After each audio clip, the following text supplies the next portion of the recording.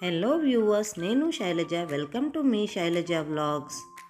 ఇప్పటి వరకు మన ఛానల్ని ఎవరైనా సబ్స్క్రైబ్ చేసుకోకపోతే వెంటనే సబ్స్క్రైబ్ చేసుకోండి. పక్కనే ఉన్న బెల్ ఐకాన్ని యాక్టివేట్ చేసుకోండి.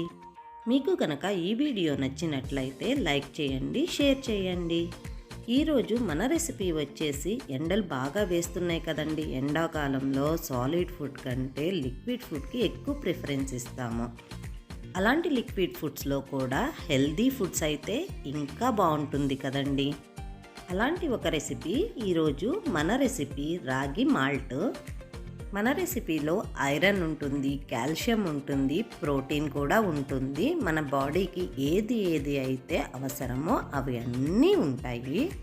తప్పకుండా ట్రై చేయండి, హెల్దీగా ఉండండి.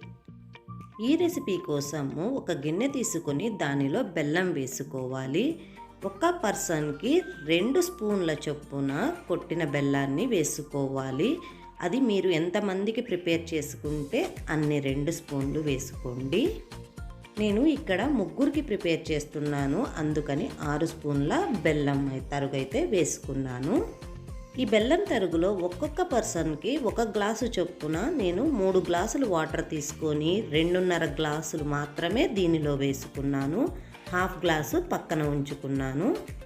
దీనిని పక్కన ఉంచుకొని ఇంకొక బౌల్ తీసుకొని దానిలో హాఫ్ గ్లాస్ వాటరు వేసుకోవాలి. దానిలో 1 స్పూను చొప్పున మనిషికి నేను 3కి 3 స్పూన్ల రాగి ఫ్లోరు కలుపుకుంటున్నాను. దీనిని ఉండలు లేకుండా కలిపి పక్కన ఉంచుకోవాలి. రాగి పిండిలో ఐరన్ కంటెంట్ ఎక్కువగా ఉంటుంది. ఇది మన బోన్ స్ట్రెంత్కి ఎంతగానో ఉపయోగపడుతుంది. బెల్లం వాటర్ని పొయ్యి మీద పెట్టి కరిగించుకున్న తరువాత వాటిని వడకట్టి తీసుకోవాలి. చూడండి బెల్లంలో ఎంత డస్ట్ ఉందో. ఈ నీళ్లను పొయ్యి మీద పెట్టి బాగా మరిగించుకోవాలి.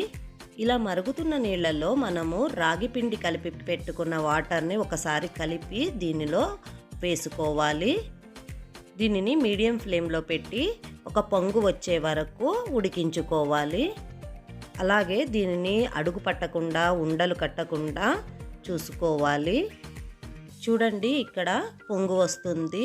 ఇలా పొంగు వచ్చిన తరువాత 1 గ్లాసు పాలుని, అంటే ఒక 100 ml వరకు ఉంటుందండి, పాలు వేసి కలుపుకోవాలి. ఈ పాలల్లో కూడా ఐరన్ కంటెంట్ ఎక్కువగా ఉంటుంది కాబట్టి పాలు కూడా హెల్త్కి చాలా మంచిదండి. పాలు పోసిన తరువాత దీనిని ఇంకొక పొంగు రానిచ్చి మూత పెట్టి పక్కన ఉంచుకోవాలి. కొంతమందికి వేడివేడిగా తాగితేనే తాగినట్లుంటుంది, కాఫీలు టీలు అయినా ఏదైనా కూడా. అలాంటి వాళ్ళు వెంటనే తాగేయచ్చు. లేని వాళ్ళు కొంచెం చల్లారిన తర్వాత తాగాలి అనుకునే వాళ్ళు ఒక 5 నుంచి 10 నిమిషాలు పక్కన ఉంచుకొని సర్వింగ్ గ్లాస్లోకి పోసుకోవాలి.